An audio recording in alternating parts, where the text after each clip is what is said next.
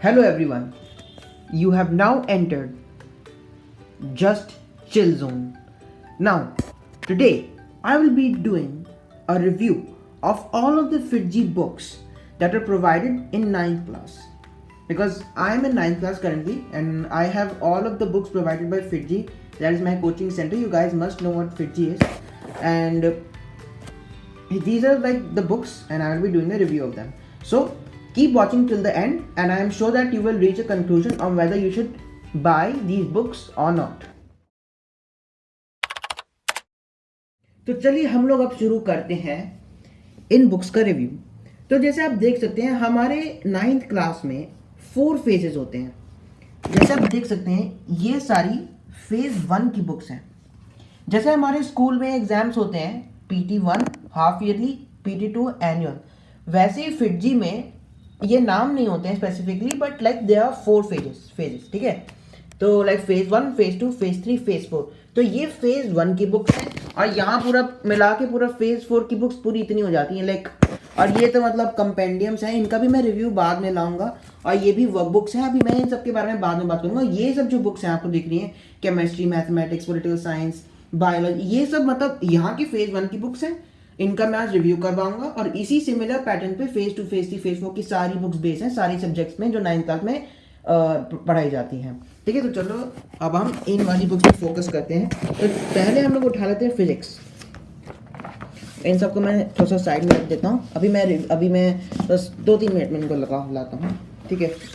तो ये है हमारी पहली बुक फिजिक्स और ये है फेज 1 और ये मैं मतलब 4 ईयर क्लासरूम प्रोग्राम में 2021 to 2025 और ये पैकेज होती है book like this is 1 booklet.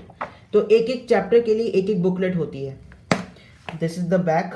ये लोग प्राइस कुछ ज़्यादा ही लिख देते हैं, वैसे इतनी होती नहीं है, ठीक है। नहीं तो प्राइस कुछ ज़्यादा ही लिख लेते हैं बस मतलब ऐसे ही दिखाने के लिए, ठीक है। तो चलिए अब हम इसको खोलते हैं। तो ये इनसाइड होता है। जैसे हमको फेज 1 में आई मीन CBSE के हिसाब से तो मोशन है पर जिस हिसाब से इसमें क्वेश्चंस दिए हैं वो 11th क्लास के काइनेमेटिक्स पे बेस्ड है। तो मतलब इन्होंने दिया हुआ है कि फेज 1 में एक मोशन आती है और यहाँ पे इन्होंने छोटी सी मतलब बेसिक सी कंटेंट दी है कि कौन कौन से टॉपिक्स हैं। यहाँ पे इन्होंने सेग्रीगेट कर रखा है क्या क्या भी इसमें थियरी दी हुई है और फिर आखिरी में क्वेश्चंस हैं। ये बुक प्रैक्टिस के लिए बहुत ज़्यादा अच्छी है। मतलब अगर आपने NCERT से लेकर मतलब आपने एक बुक को सॉल्व किया है ना तभी आपसे ये बुक हो पाएगी क्योंकि इनका लेवल बहुत ज़्यादा टफ होता है, ठीक है। लाइक कोई क्वेश्चन लगेंगे आपको बिगेनिंग के तो बहुत ईजी लगेंगे पर उसके बाद मतलब थोड़ा टफ हो जाने लगता है, ठीक है। तो जैसे आप देख सकते हैं पहला मोशन है।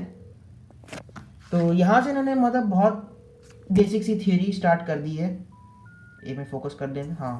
तो यहाँ से इन्होंने थोड़ी सी बेसिक सी थ्योरी स्टार्ट कर दी, थोड़ा सा इंट्रोड्यूस किया है जस्ट। ये बुक मैं कहूँगा कि अगर मैं ऑनेस्टली कहूँ तो ये बुक थ्योरी के लिए अच्छी नहीं है, ठीक है ना। पर मतलब ये तो बस ऐसे ही लिख देते हैं क्योंकि पढ़ने में अच्छा लगता है थ्योरी, ठीक है ना। There is no point of having a book without theory, ठीक है।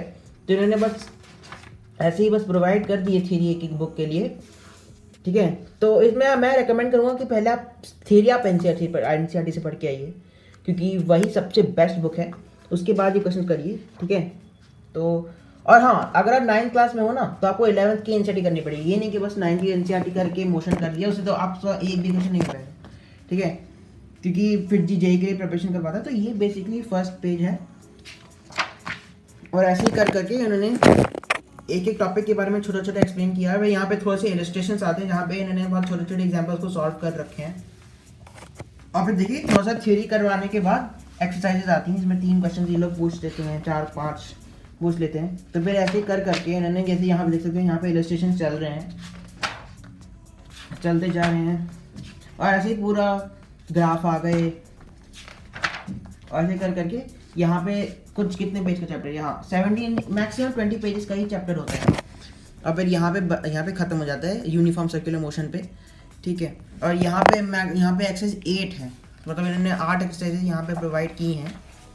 तो अब यहाँ पे इन्होंने आंसर की प्रोवाइड की है एक्सरसाइज के लिए। यहाँ पे एक्सप्लेनेशन नहीं है, इन्होंने सीधे आंसर लिख दिया है, ठीक है। और यहाँ पे है formulas and concepts at a glance. ये थोड़ा सा यूजफुल रहता है कि जब पूरा चैप्टर पढ़ लिए तो थोड़े से सारे मेन पॉइंट्स इन्होंने यहाँ पे लिस्ट कर रखे हैं, फॉर्मूले ये सब। पर ये फिजिक्स में ज़्यादा हेल्प नहीं करती है ये थोड़ा सा केमिस्ट्री में ज़्यादा हेल्प करती है, क्योंकि इसमें आपको पता ही ना क्या क्या होता है, एक्सेप्शन से लेकर फॉर्मूले बहुत होते हैं। ठीक है, तो यहाँ पे फिर उसके बाद अगर ऐड योर नॉलेज पार्ट है तभी ये डालते हैं। जैसे 9th क्लास में ये लोग प्रोजेक्टाइल मोशन वहाँ पढ़ा देते हैं, जो आपको 11th क्लास में आराम से मिल जाएगा। प्रोजेक्टाइल मोशन ने बहुत बेसिक सी बहुत छोटी सी थ्योरी दी है, ये ज़्यादा मदद भी नहीं करेगी आपको। और यहाँ से असाइनमेंट शुरू हो जाता है, ठीक है, 5 ही क्वेश्चन है, मतलब ये तो बस यहाँ यही तो पढ़ा है इसका, ये वैसे ही आपसे क्वेश्चन नहीं हो पाएंगे इसको पढ़ के। इसको मैं आपसे क्या यही कहा था शुरू में कि आपको कहीं और से ही रेफरेंस लेना पड़ेगा इसकी थ्योरी, आपको मतलब इस बुक की ही थ्योरी पढ़ के आपको इसके क्वेश्चन नहीं सॉल्व कर सकते, मतलब यही बुरी बात है। ठीक है, तो आप थ्योरी एनसीईआरटी से पढ़ते हैं। उसके बाद हमारी शुरू हो जाती हैं सॉल्व प्रॉब्लम्स। यहाँ पे एक इन्होंने लाइक डिफिकल्टी वाइज क्वेश्चंस को सारे सॉल्व किए हैं, सारे सॉल्व हैं। फिर यहाँ पे सेक्शन बी आ गया, सेक्शन सी आ गया, नहीं सॉरी नहीं, ये तो ऑब्जेक्टिव है। यहाँ से फिर ऑब्जेक्टिव सॉल्व प्रॉब्लम शुरू हो जाती हैं, fill in the blanks, true false, level 2, level 3, और इनका मतलब धीमे धीमे लेवल बढ़ता जाता है। और फिर यहाँ से हमारी एक्चुअल प्रॉब्लम शुरू हो जाती है अनसॉल्व वाली, जैसे चैप्टर प्रैक्टिस प्रॉब्लम्स। यहाँ पे सब्जेक्टिव क्वेश्चंस आते हैं थोड़े, और इनकी थोड़ा सा लेवल कंपैरेटिवली टफ रहता है। सीपीपी का थोड़ा सा लेवल टफ रहता है, बाकी सब फिर भी ठीक रहती है। ठीक है, तो यहाँ पे ऐसे क्वेश्चन शुरू होते हैं और यहाँ सीपीपी होता है, और ये टीचर्स को सबमिट करने पड़ते हैं। सीपीपी ये टीचर्स को सबमिट करने पड़ते हैं, बाकी सब तो मतलब हमारे नोटबुक्स में है, वहाँ पे तो करने ही, मतलब यही बस सीपीपी टीचर्स चेक करते हैं, बाकी सब तो मतलब आपकी वो तो 100 मतलब करना तो है ही वो क्या तो करना, फेस टेस्ट के तो ये बहुत काम आती है। ठीक है, अब फिर यहाँ से शुरू हो जाते हैं, फिर यहाँ से हमारी सब्जेक्टिव प्रॉब्लम्स आ जाती हैं, जो सेक्शन ए, फिर सेक्शन बी, सेक्शन सी, फिर यहाँ पे न्यूमेरिकल बेस आ जाती हैं और अदर देन न्यूमेरिकल बेस। अब यहाँ से ऑब्जेक्टिव क्वेश्चन शुरू हो जाते हैं, और ये भी डिफिकल्टी वाइज के हिसाब से अरेंज हैं, ऐसे शुरू होते हैं हमारे क्वेश्चंस और यहाँ पे ख़त्म हो जाते हैं। और यहाँ पे हमारी सीपीपी के आंसर दिए हुए हैं, मैं एक्सप्लेनेशन नहीं है, केवल आंसर्स लिख दिए हैं, और सीपीपी के आंसर्स हैं, असाइनमेंट्स के आंसर हैं, और फिर ऑब्जेक्टिव के इन्होंने एक पेज पे सारे ऑप्शन लिख के फिर हमारी बुकलेट ख़त्म हो जाती है। तो ये था फिजिक्स की बुक का रिव्यू। अब मैं आपको दिखाता हूँ, और वैसे ही कर करके ना इन्होंने क्या बोलते हैं, क्योंकि 9th क्लास में फिर 10th क्लास में एनटीएससी देना होता है, तो फिर उन्होंने एक एक फेज वाइज के लिए हिस्ट्री, जियोग्राफी और सिविक्स दी है, तो वो मैं आपको क्विकली रिव्यू करवा देता हूँ। जैसे ये जियोग्राफी है, फर्स्ट फेज में इन्होंने इंडिया साइज एंड लोकेशन और ड्रेनेज करवाया है। यहाँ पे भी इन्होंने बेसिक सी थ्योरी दी है, बेसिकली एनसीईआरटी का ही मोस्ट है बेसिस इसका। और add to your knowledge part आ गया। फिर उसके बाद यहाँ केवल 15 क्वेश्चन ये असाइनमेंट में दे देते हैं थोड़ा सा प्रैक्टिस करने के लिए, और ये भी लेवल ये नहीं कह रहा कि मतलब बहुत ईजी है, इसमें भी थोड़ा अच्छे क्वेश्चन हैं। यहाँ पे आंसर्स, और ऐसे ही इन्होंने सेकंड चैप्टर भी बिल्कुल ऐसे ही प्रोवाइड किया है।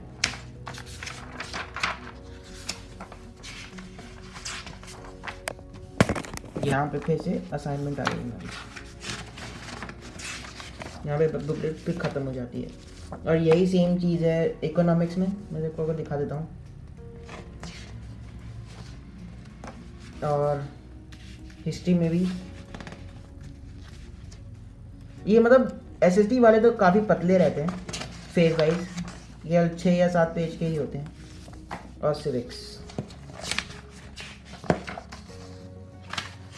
सेम चीज़, सेम पैटर्न पे है, तो इसको मैं साइड में रखता हूँ। और फिर मैं लाता हूँ बायो की बुक। अब बायो केवल 10th तक हमको कंटिन्यू करनी पड़ती है, उसके बाद हमारी एंड क्या बोलते हैं, क्योंकि हमको तो जेई देना होता है ना, तो बायो नहीं आती उसमें। उसके बाद तो केवल पीसीएम की बुक्स आती हैं। तो ये है बायोलॉजी की बुक, इसको भी मैं जैसे फेज़ 1 में हमको फंडामेंटल यूनिट ऑफ लाइफ, मतलब बेसिकली सेल्स और टिश्यूज़ के बारे में पढ़ाया जाता है। यहाँ पे देखिए मैंने थोड़ा सा बेसिक सा कंटेंट दिया है दोनों चैप्टर्स के लिए। यहाँ से फिर हमारी शुरू हो जाती है, और मैं ये कह सकता हूँ बायो में इन्होंने अच्छी थ्योरी दी है, मतलब नोट्स काफ़ी अच्छे हैं इसके। ठीक है, एक साइंटिस्ट के बारे में, सेल डिस्कवरी के बारे में, सेल के बारे में वो काफ़ी अच्छा इन्होंने एक्सप्लेनेशन दिया है। डायग्राम भी काफ़ी सुंदर है। फिर यहाँ से एक्सरसाइजेज आ जाती हैं, और इसमें इन्होंने सही में थोड़ा सा मतलब हाई लेवल पे दिया है।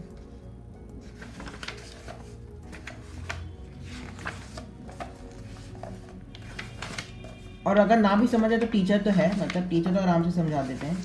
यहाँ के टीचर्स बहुत अच्छे होते हैं, फैकल्टी लाइक कहनी पड़ेगी बहुत अच्छी फैकल्टी होती है। और इसी के अंदर इन्होंने सेल डिवीजन भी मर्ज कर दी, क्योंकि यूजली 11th में सेल डिवीजन एक अलग टॉपिक होता है, तो इन्होंने यहाँ पे मर्ज कर दिया है।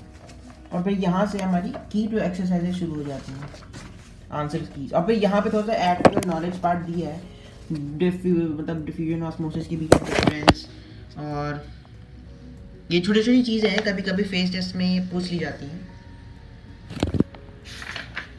और चैप्टर डाटा ग्लांस वही सेम चीज़, सारे मेन पॉइंट्स वही, यहाँ से सॉल्व प्रॉब्लम्स।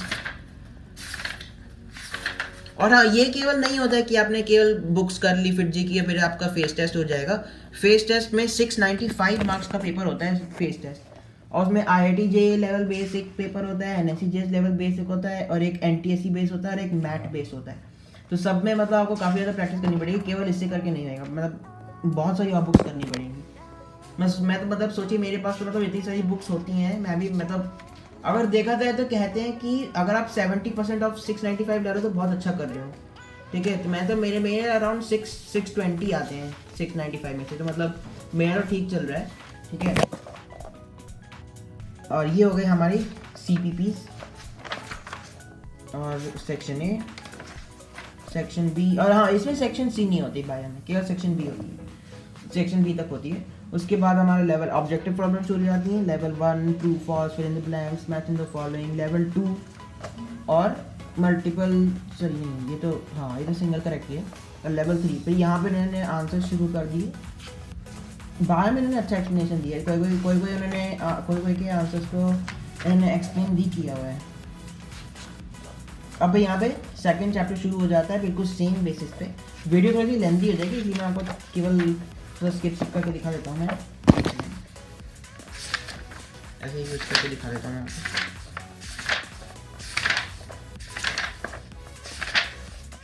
वही सेम चीज़ है, और फिर ऐसे ही कर करके यहाँ पे आखिरी में आंसर्स देके ख़त्म हो जाती है। तो ये थी बायो की, और फिर अब आती है हमारी केमिस्ट्री। केमिस्ट्री में भी इन्होंने काफ़ी अच्छी थ्योरी दी है, ये बताऊँगा मैं, काफ़ी अच्छी थ्योरी दी है। तो ये केमिस्ट्री की है, और फेज़ 1 में यहाँ पे हमको मैटर और सराउंडिंग्स पढ़ाया जाता है। पर ये चैप्टर देख के आप ना मतलब don't let it fool you, ये लोग फेज़ 1 में भी मतलब 11th के जो वो है ना गैसियस स्टेट वाला चैप्टर, इसमें वो लोग गैस लॉज वो लोग वो सब पूछ लेते हैं, वो सब आता है इसमें, ठीक है। इसमें दिया हुआ है, इसमें क्वेश्चंस भी इसके बेस पे हैं, ठीक है। तो ये फेस टेस्ट में भी पूछा जाता है, ठीक है। तो मैटर और सराउंडिंग्स वैसे ही इन्होंने थोड़ी सी थ्योरी दी है, थोड़ी सी इलस्ट्रेशंस हैं, amorphous solid, crystalline solids, exercises हैं, लेटेंट हीट। तो यहाँ पे आंसर कीज और फॉर्मूले and concept at a glance, और यहाँ पे छोटा सा एक एक्टिव नॉलेज पार्ट जो इनको लगा थोड़ा ज़रूरी है दे दिया। हाँ, और यहाँ पे आ गया हमारा गैस लॉस का पार्ट। देख इन्होंने ज़्यादा कुछ दिया भी नहीं है, मतलब आपको NCERT से ही पढ़ना पड़ेगा 11th, और स्पेसिफिक हीट। और यहाँ पे हमारे सामने गैस लॉ दिए हैं, Boyle's law, Charles law, Gibbs law, Avogadro's law, combined gas law, grams law of diffusion. और फिर यहाँ से फिर से वही सॉल्व प्रॉब्लम शुरू जाती है, और फिर आखिरी में वही ऑब्जेक्टिव करके फिर answers to CPP, answers to assignments, objective problems के आंसर, और फिर यहाँ पे ख़त्म हो जाती है बुक। अब ऐसे बस एक आखिरी बची है मैथमेटिक्स की, मैथमेटिक्स में दिखा देता हूँ। मैथमेटिक्स ही काफ़ी मोटी होती है, मतलब ये काफ़ी पेजेस की होती है, क्योंकि मैथ्स में एक फेज़ में कम से कम 4 या 5 चैप्टर आते हैं, केमिस्ट्री में मैक्सिमम 2 आते हैं, फिजिक्स में भी मैक्सिमम 2, बाकी सब में मैक्सिमम 2 आते हैं, और मैथ्स में तो 4 या 5 आ जाते हैं। तो ये फेज़ 1 की बुक है। यहाँ पर इन्होंने number systems, polynomials, Euclid geometry, lines and angles पढ़ाया है। तो एक ही चैप्टर्स के इन्होंने सेग्रीगेशन इन्होंने अच्छा किया हुआ है, ये मैं कह सकता हूँ आपसे। Number systems, polynomials, Euclid geometry, lines and angles. अब नंबर सिस्टम्स यहाँ पे इन्होंने तो शुरू कर दिया है ये थ्योरी। तो यहाँ पे एक्सरसाइजेज शुरू हो जाती हैं।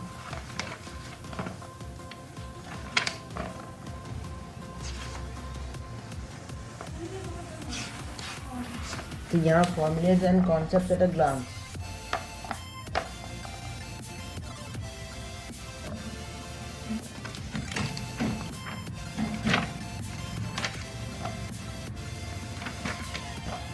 कहीं यहाँ शॉर्ट प्रॉब्लम शुरू हो जाती है सब्जेक्टिव वाली, ऑब्जेक्टिव,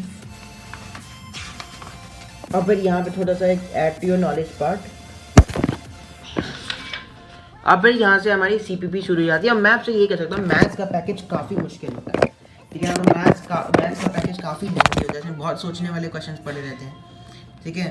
तो सेक्शन ए हो गया, section B, section C numerical base, उसके बाद ऑब्जेक्टिव प्रॉब्लम्स आ जाती हैं, और फिर इसका आंसर्स देके ख़त्म। अब वैसे ही बाकी सारे चैप्टर्स इन्होंने प्रोवाइड किए हैं बिल्कुल सेम पैटर्न पे,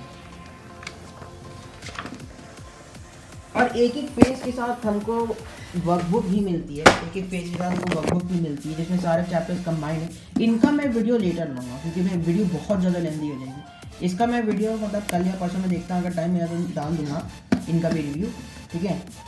बात आती है कि क्या ये बुक्स आपको खरीदनी चाहिए, तो मैं आपको कहूँ इट इज़ अ 50-50, ठीक है।